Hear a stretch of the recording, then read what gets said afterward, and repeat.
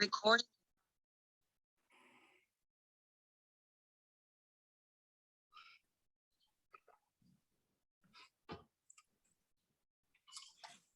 So we can all be properly embarrassed. I got my name as Ryan, so somehow Ryan's used my piece of computer, and I've got a new name today. Nothing like an alias, Juliana? Yeah, I could be incognito. Just change it, Giuliano. Just change it. Yeah, I'm looking how to do this. I'm actually looking around. I can't find it. You're on, Jason.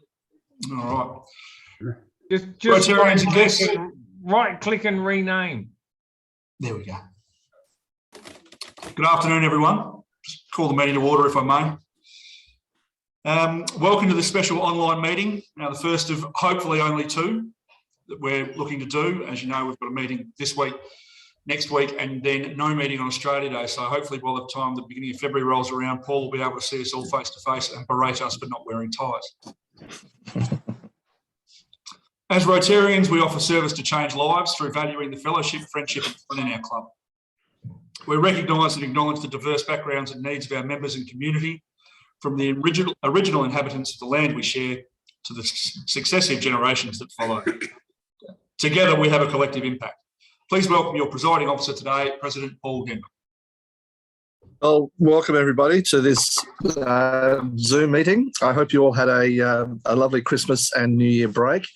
As you can probably see, I'm sitting outside of a shack. So at the moment, work has gone back, but we can't go into the office just yet. So we're working from home, and that seems to be okay.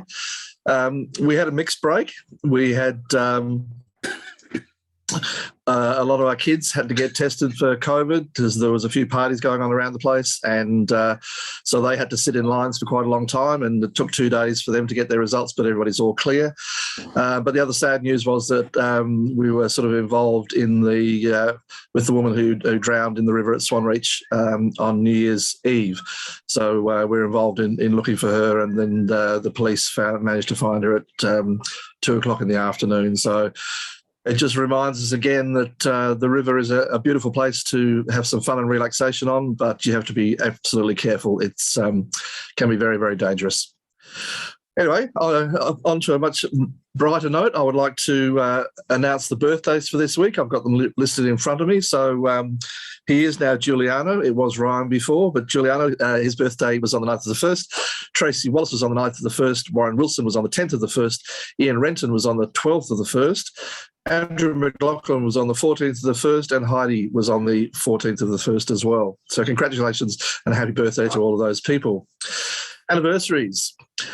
The first one is a big one, 41 years, which these big numbers just absolutely amaze me. 41 years, Peter Kirk. And we all know Peter very well and know how involved he is in the community. And to be involved with our club for that long is just a wonderful achievement as well. So congratulations to Peter Kirk. And we have congratulations to Grant and Helen King, who are both 2 years. Congratulations to them. They've certainly made themselves known around the club and are very, very active. And it's absolutely wonderful to have them with us. So we really appreciate them. Please, everybody, keep an eye on your emails and the WhatsApp, Facebook. Obviously, with the times we're going through at the moment, things can change fairly quickly. We are hoping to be back on deck for February, but we're just waiting to see. The other information I have to share is that we had an Area 12 dinner planned for February the 23rd. Because of the new COVID rules, we were going to have 200 people attending. Now they can only have a quarter of that, so 50, and it's just not viable to do it with 50 people. So that date is being pushed back into April, and you'll receive more information about that. I don't think it affected too many people at this stage because there are only 6 or 7 people who have booked because they weren't sure of what was going to happen. But keep an eye out for that. That should be a great night. We'll have that in April. Contributions. We don't have the bowls in front of us, but if you'd like to make a contribution online, that would be greatly appreciated. All of the donations go to very worthwhile causes, as you know. Just before I hand back to Jason to introduce Grant. Does anybody have any questions for me about anything that may have happened over the break or what's going on? Any questions at all? Nope. Very good. Okay, in that case, I will hand back to. Sorry, Paul, was that Jason? David? Did you want to ask a question? I didn't see the I thought David hands. raised his hand, but I'm not sure if he had or not. Sorry, no, okay. Sorry. Okay, so over to you, Jason, to introduce Grant more formally. So just before I do that, Paul, introduce Jo, who's going to be presenting our Spotlight on Service today. She just wants to talk to us again about the nurture kits for the RAH. Go. Thank you, my mistake. Hello, everybody. Happy New Year.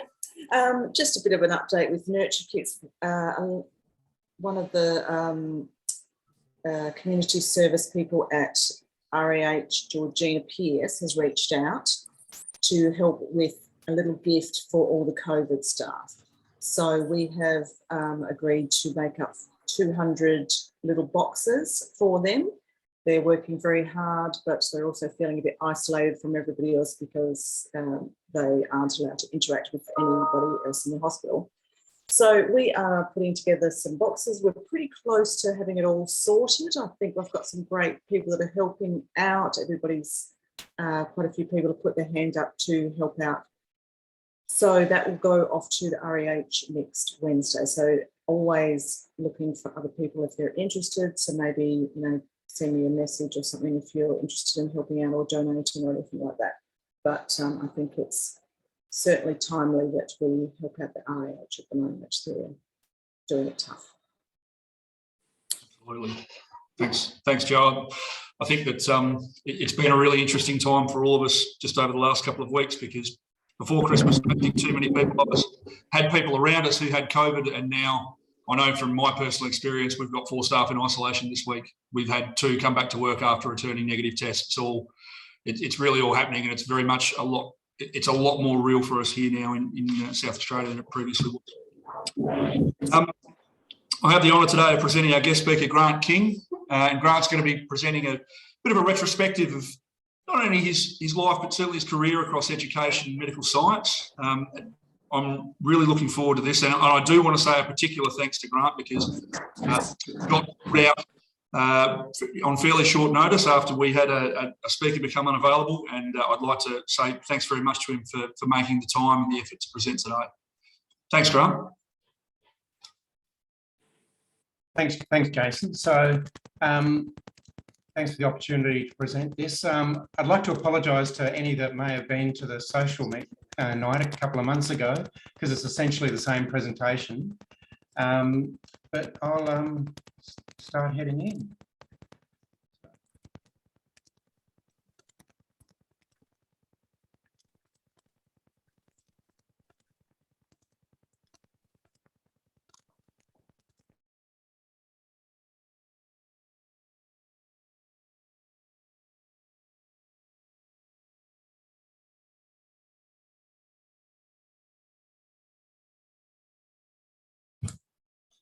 You're on mute, Grant.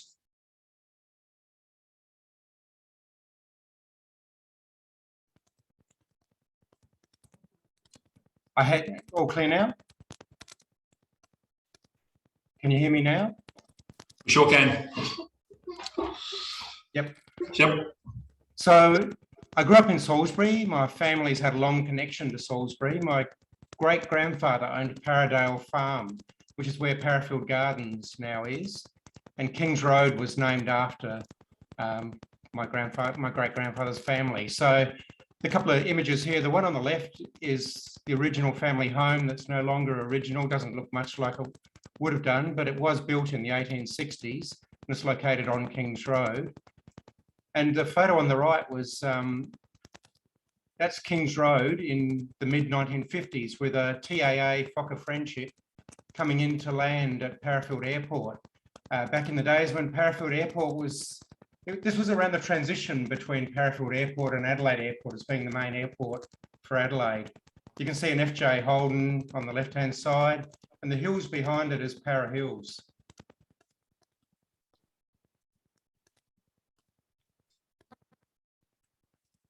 My father was born right next to the railway station. And in fact, in this photo here, you can see the Salisbury railway station, the railway hotel, and to the right, the very right-hand side of this picture, there's the start of a block.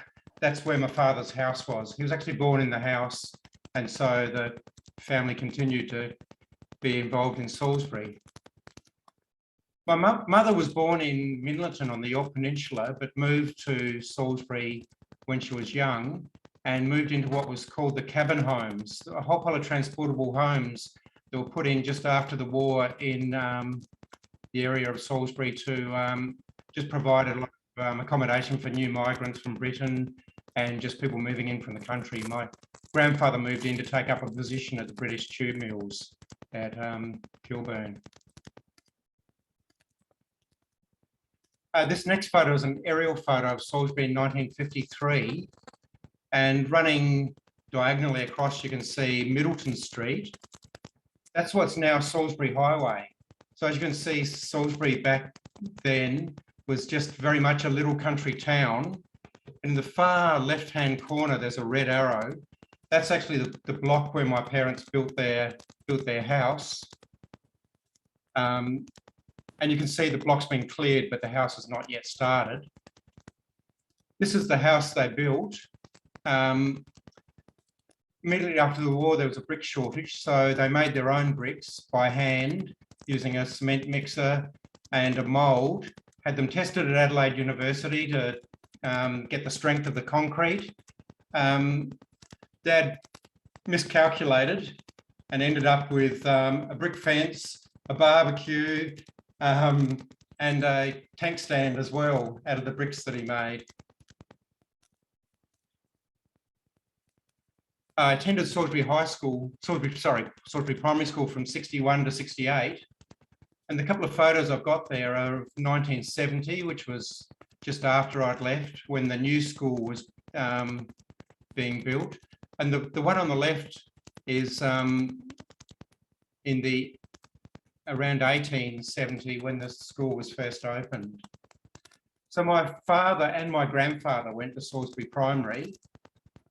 And these next photos that I found, and it's remarkable what you can find sometimes on the internet, a school photograph from 1904, and the young girl with the red arrow above her head is my grandfather's younger sister, who also attended the school. And the photo on the right from 1936 is the Salisbury Primary Drum and Fife Band, and the one in the arrow there is my father. So I came across that as I was looking around for some photos on the internet. I attended Salisbury High School from 69 to 73. And the next photo was a class photo. That's me in the middle back with the enlargement. And the teacher on the left-hand side, Pat Hadland, a little bit of interest there in terms of the club, in that he shared a house with Darcy Walsh. Darcy was a teacher at Salisbury Primary at the time I was there. I didn't actually have him as a teacher, but I had two of his roommates, Pat Hadland and Dave Andrews. After Salisbury High School, I went to the University of Adelaide to do a science degree, intending to be a maths and science teacher. So I completed my Bachelor of Science and I enrolled or applied for enrolment in the Diploma of Education. But at the same time, I applied for some laboratory positions. I wasn't completely sure whether I wanted to be purely in education or purely in science, and I ended up taking a laboratory position. So I started at Roseworthy College very soon after completing my science degree. And there I worked in the animal production laboratories, where my first day at work was in the middle of a locust plague. So I was sent out to catch some locusts, dissect out their testes, and make squash preparations for the students. So it made an interesting story when I got home that night and sit down at the kitchen table and Mum and Dad say, well, what did you do on your first day at work? And I said, dissected locust balls. I didn't always get asked anymore what I was doing. I was involved in wool sampling, looking at fibre density and thickness, collection of blood, doing things like a group of us would go out and bleed 1,000 sheep in a day for a research project. I used to analyse the feed as it was coming in, the hay and the some of the locally grown stuff. I was involved in student practicals, and I did a lot of tissue biopsy slide preparation, which led to the next phase of my career. But I'll just add that while I was at Roseworthy College in the animal production laboratories, the farm manager was someone well known to you all, Reg Hutchinson. So I didn't discover that until one day sharing a car on the way up to Calparam that we had actually worked together. I always thought he looked familiar. So from Roseworthy, I applied for a job at the IMVS, the Institute of Medical and Veterinary Science, at the Lyell McEwen Hospital in the Histopathology Laboratory. So there, that's on the left-hand side photo, you can see the little brown bits inside that machine are tissue biopsies. So the biopsies are embedded in wax so that you can cut very thin sections of them and place them on a slide, stain them up, so you can look at them under the microscope, as in the photo at the right. So I was there for a few years and then got an opportunity at the Queen Elizabeth Hospital. So I got the job of managing the Cytology Laboratory there. So cytology, somewhat similar to histopathology, except rather than looking at slices of tissue, you look at cells that have been smeared onto a slide under all sorts of various ways and stained. So the slides on the left show a whole pile of different presentations of the way we look at the cells. We spend ages looking down the microscope, looking for abnormalities in those cells. And the picture on the right-hand side isn't me preparing to go shopping yesterday. It was used to gown up and go into the operating theatres every now and then to collect specimens. So I have worn a mask a bit before the current time. So when we're looking down the microscope, what we're looking at is for changes within the cells, and in particular within the nucleus within the cells. So this is an example from a cervical pap smear, showing some normal cells at the left with nice round regular nuclei, and on the right the cancer cells that are varying in shape, varying in staining. They're larger, they're darker, and that's the sort of things we're looking for. But of course, that's the two ends of the scale, the black and the white. As with anything biological, most of the stuff's grey in between. So although I originally intended to be a teacher and didn't go that way, I still ended up having a large component of education within my career. I was a guest lecturer at the University of South Australia for, in total, about 30 years, but in particular in the last 25 years, I ran the cytology component of their laboratory medicine course. And within my day-to-day job, a large component of that was training. It was teaching new scientists how to identify the changes in the cells. So a lot of time spent at multi-headed microscopes explaining cells. I also took a keen interest in education within the professional society. So as a member of the Australian Society of Cytology, I was on the National Board of Education for about 15 years. I chaired the development of a national training syllabus, and I ran the national tutorial, which took a 4-day training workshop around the country every year for 8 years. And I also spent a lot of time on organising committees for national conferences. And it's through a lot of these roles that I, of course, got to know Kay Dowling, who introduced me to Rotary. So certainly Rotary in some ways has touched my life over the years. So as well as doing cytology, I was always looking for new ways to improve myself and find new things to challenge myself, I suppose. So I was a self-taught computer programmer. The example on the screen here is an electron microscope photograph on the left-hand side of cells within the kidney. So a lot of renal disease is caused by changes in the thickness of the membrane that the blood filters across. And this is going back about 30 years. Our electron microscope staff used to take these photographs, sit down with a ruler and a bit of paper and a calculator, do a couple of hundred measurements, and then add them all up and work out a mean. There was an instrument that could do that, but it was $50,000, which was a lot of money that time, still is.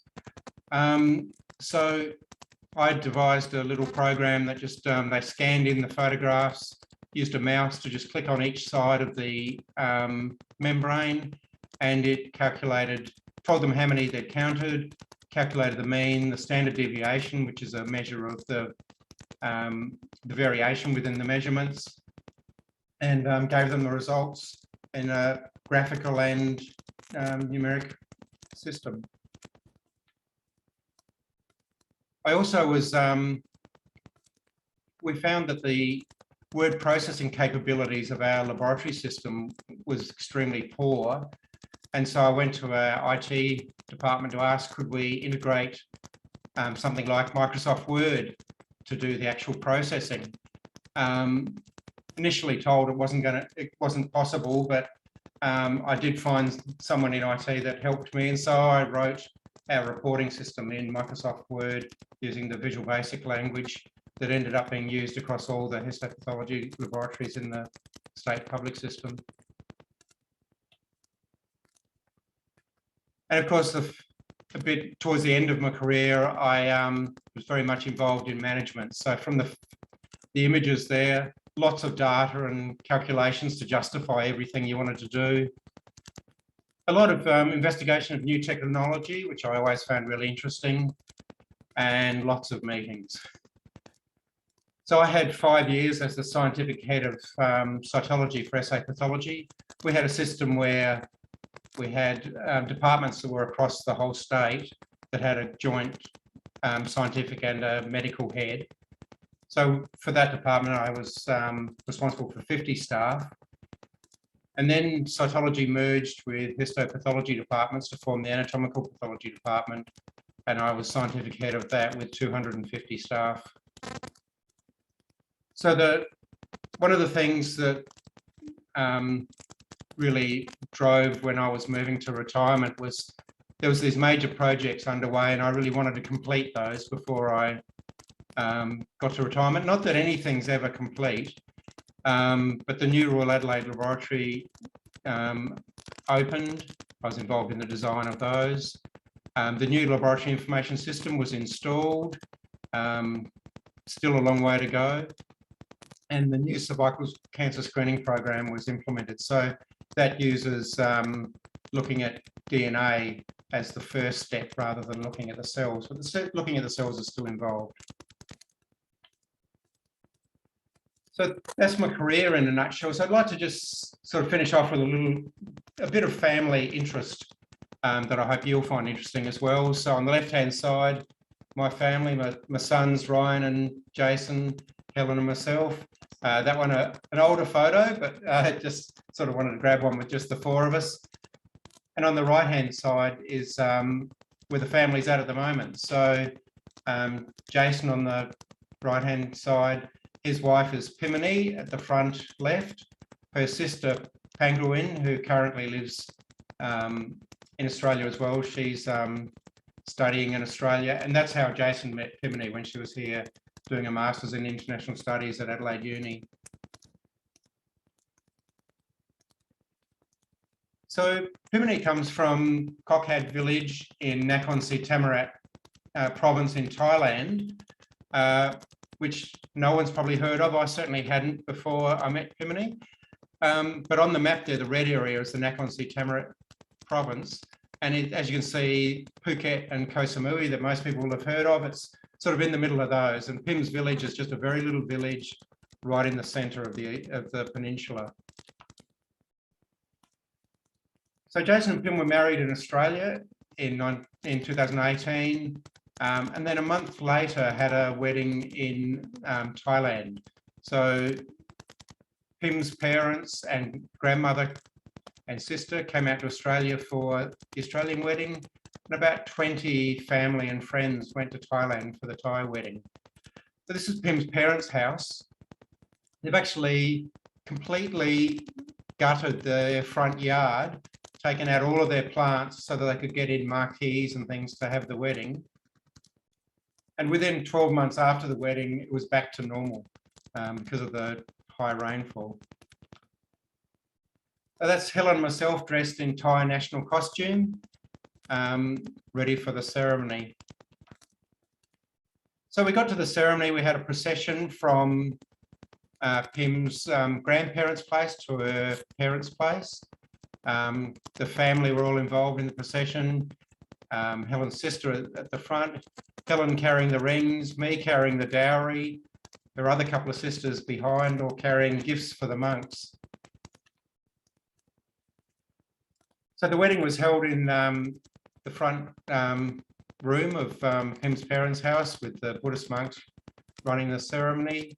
Jason and Pim there at the front, and Helen and I looking very uncomfortable sitting cross-legged on the floor.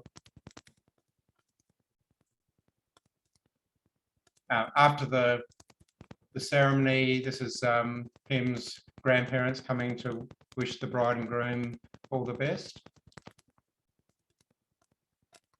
Following the formal ceremony, we then, as we do in Australia, moved on to a reception in the afternoon, which was much more like what we're used to, but still obviously had a very Thai slant.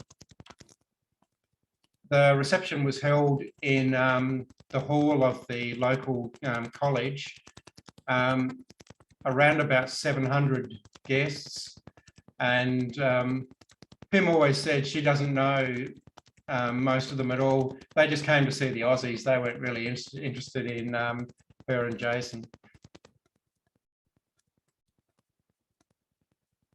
So thank you all, and I've finished with a smiley face there. If you stare down the microscope long enough, you see all sorts of things. Saw a smiley face looking back at me one day. Thank you. Thank you, Grant. It was fantastic. Just a really wide-ranging chat. I'm sure there are going to be a fair few questions from people around the group. So how are we going to do this? Rajiv, are we going to ask people to put their hand up using the virtual button, or are we just going to let people unmute themselves and go? Unmute themselves and go. That's better. Perfect. Open floor. Sorry, Grant, I'm not going to even try and control this. No problems, Jason.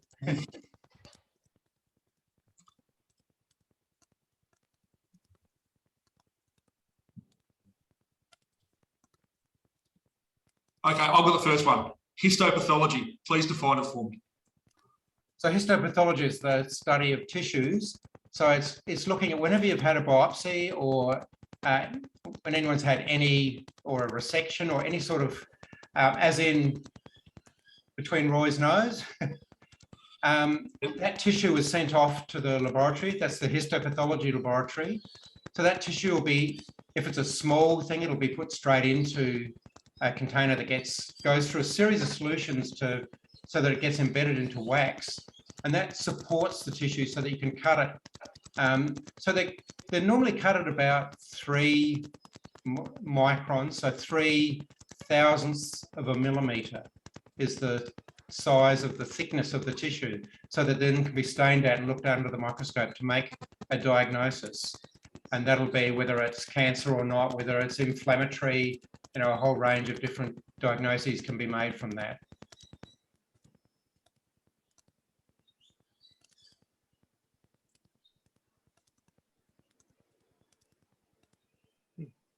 Grant, what's your sense of how the new RAH is unfolding? You're saying it's not all complete in the area that you were in, or was it, in terms of its operations and what have you, is it far away, or? My involvement was in the pathology laboratories, both the histopathology and the cytology laboratory. They're certainly functioning quite well, but the issue is that when we originally planned this, we said we needed 11,000 square metres, which was still smaller than the space we had at Frome Road, but 11,000 would allow us to completely leave Frome Road and move to the New Royal Adelaide with sort of more efficient design. We then got told, no, you can't have that. You can have 7,000. We then got told, no, you can't have that. You can have 3,500. And we ended up with 3,000. So we ended up having to leave a whole pile of things behind at Frome Road. So we weren't able to gain those efficiencies that we were hoping to do.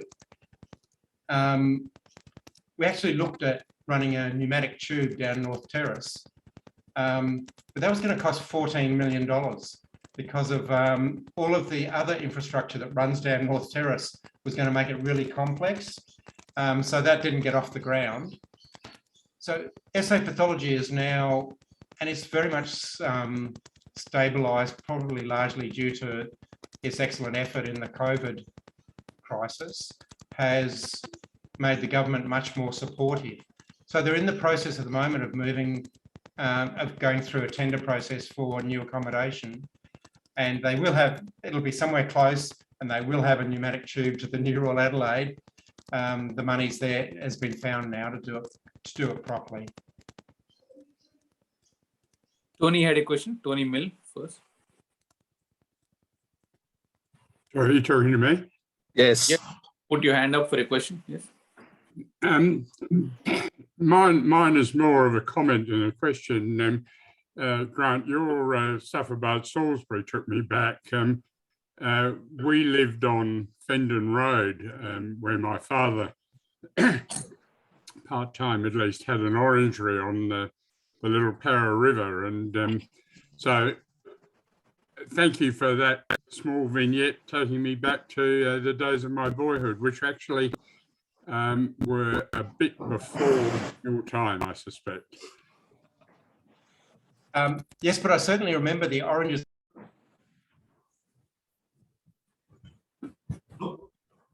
Oops, we just lost Grant. We've lost Grant. We'll wait for a relaunch.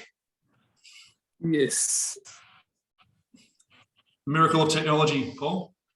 Yeah, we might need to send him a message. He might not know that he's dropped out.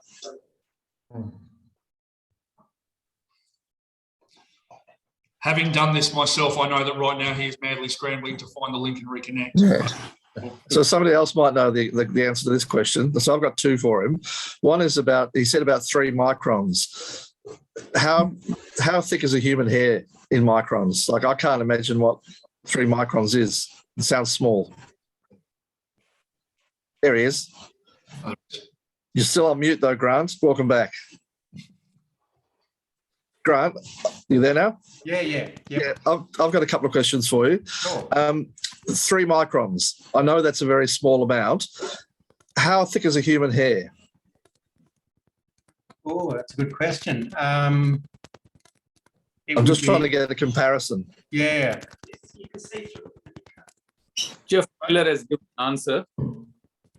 Yeah, someone quickly Google. I think a human hair would be more than 3 micron for sure. Yeah, Jeff says it's microns, thousands of mm or 3 millionths of a meter. Oh. Yeah. So 70 microns, 70 microns is a human hair. I Googled it, I didn't know. So 70 microns. Yeah. And so you were cutting slivers of 3 microns. Yeah, that's right. Yeah. So I'm thinking about the technology. That's my second question, is to get a cut that's fine is just unbelievable for me. But over your career, you must have seen a massive change in the technology. What do you see as the next big shift in the technology? Well, in terms of that histopathology area, yeah, that hasn't. The machines that we use to cut are effectively the same. They're just like a meat slicer. I remember my laboratory manager when I first started would always come into histopathology, bring in guests and say, this is where they slice the ham. yeah. But when I started, we used to use steel knives, and we used to spend probably an hour a day polishing them with diamond paste to keep that sharp edge. Now they're factory produced disposable knives that go into a special holder, just like a razor blade, and they get thrown away each day. If you get some bad tissue, maybe a couple of times a day. But where change is going to happen is going to be at the review of the images. So at the moment, it relies on a pathologist who has a lot of training and a lot of skill at recognising the patterns that relate to the different diseases. A lot of that will eventually be done by digitisation of those images, and there's already a lot of work done on digital pathology where a pathologist still looks at it, but rather than under the microscope, he's looking at it on a computer screen. But eventually artificial intelligence will be used to make those diagnoses. But it's still a long way away. I've certainly been to presentations where research groups talk about that they reach 80% of the diagnostic accuracy of a pathologist. Until they exceed the diagnostic accuracy of a pathologist, there's no value at all in going that way. Right. Yep. Okay. Thank you. Yep. Grant, can I ask, it's really interesting listening to somebody at the end of their career and seeing how far they've come along the way, which you definitely have. It's wonderful. In the current, what's the relationship between your field and epidemiology? I even have trouble saying that word. But what's the connections, and what's your view on what's happened over the last couple of years? Do you have any strong views on as a result of your own field? Yeah, well, epidemiology, because of COVID, and a lot of people hadn't really heard of it before, we tend to think of epidemiologists as looking at infectious disease, whereas that's not the relationship I would have had with epidemiologists.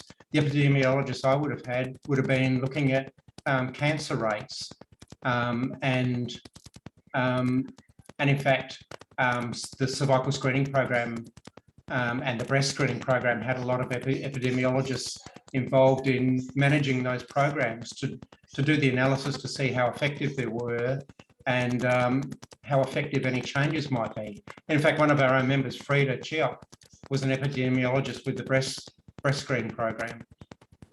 So, so that's sort of my relationship rather than with what's currently happening. I didn't have a lot to do with infectious disease. You have a view on the happenings of the last couple of years and the way things have unfolded as a result of your expertise? Well, probably no more than the average layman. I certainly think Australia has done a very good job in managing it in the early days, in that we are very remote and we're able to cut ourselves off from the rest of the world without too much damage and manage to hold it off. But it was sort of holding back the waves, really, in that sooner or later it had to come here, and that's what we're going through at the moment. I think the change from Delta to Omicron meant that all of their modelling ready for this opening up was no longer valid. So that's why we've had much more, it's moved much more quickly through the population than was expected. But thankfully, the death rate hasn't increased as drastically as it would have done if one of the earlier strains of the virus went through at this rate, which is what was seen in much of the rest of the world. Yeah, thanks, Grant.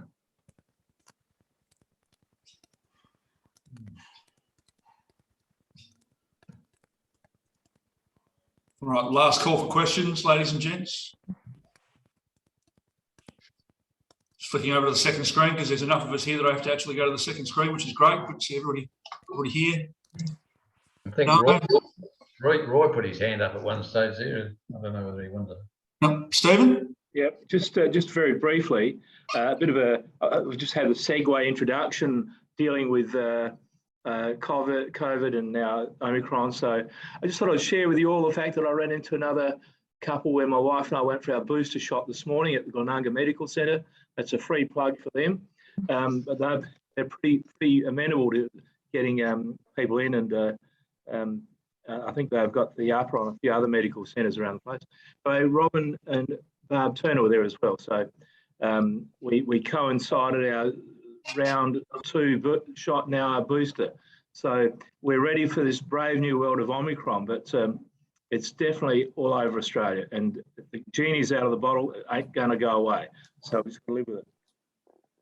All right, best wishes to you all for the new year, and hopefully once this one sort of gets through the community, we might see a bit of normalcy later in 2022. Enough from me. Best wishes. Thanks, Stephen. Cheers. I think we all agree with that. Some normalcy would be nice. Well, on behalf of the club, I'd like to thank you, Grant, for presenting to us today. That was really, really informative, and just the detail was fantastic. All monies raised today go to our Rotary community and youth projects, and your presentation has helped make this possible. I'd have a certificate for you, mate, but I'm not there and you're not here. So we'll organise that later on when we get back to face-to-face. But just unmute everybody, and I'd like you all to thank Grant in our usual fashion, if you would.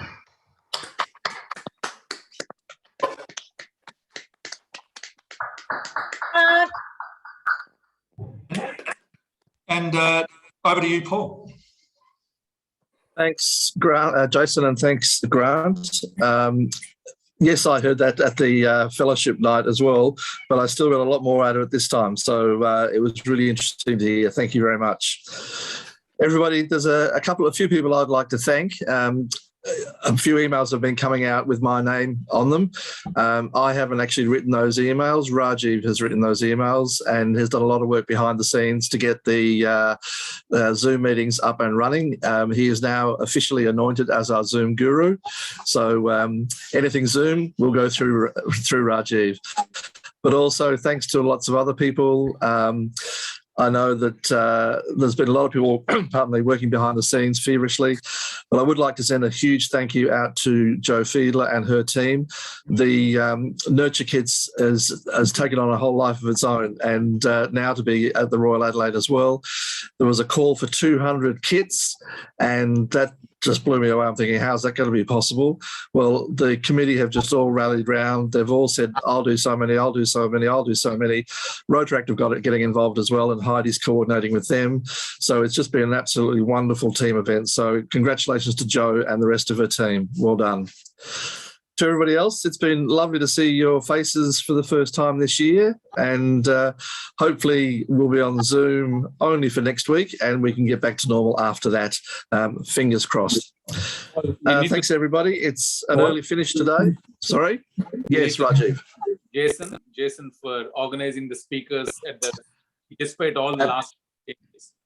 Absolutely. Jason has done a wonderful job, and also somebody that you haven't seen for a while is Peter Neal, and he's working behind the scenes with Jason as well. Our speakers program this year has been absolutely outstanding again, and to organise people at very short notice to do the Zoom calls is another level again. So, Jason, thank you very much for what you do. And I would encourage you again, I know I've done this before, but if you need help from other people, can you please reach out? There are people who would love to help. Okie doke. Any other messages I need to give? Stephen Noble's got his hand up.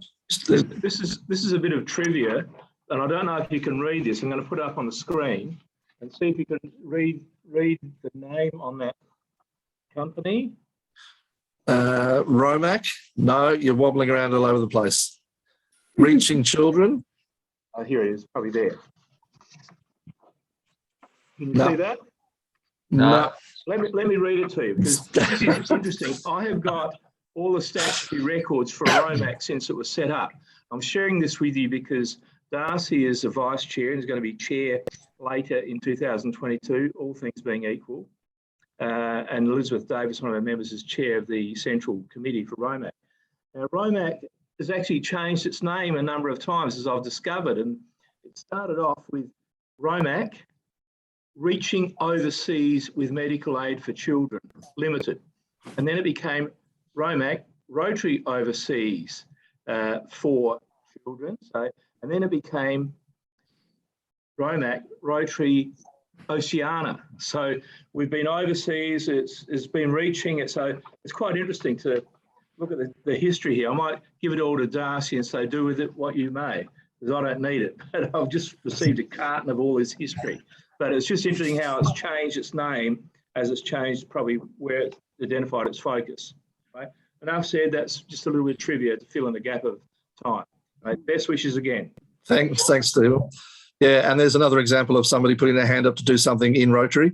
Stephen is now, you're the treasurer, are you, for Australia, Stephen? Is that correct? Yes. Yep. Correct. So another wonderful job. Any other comments from anybody else?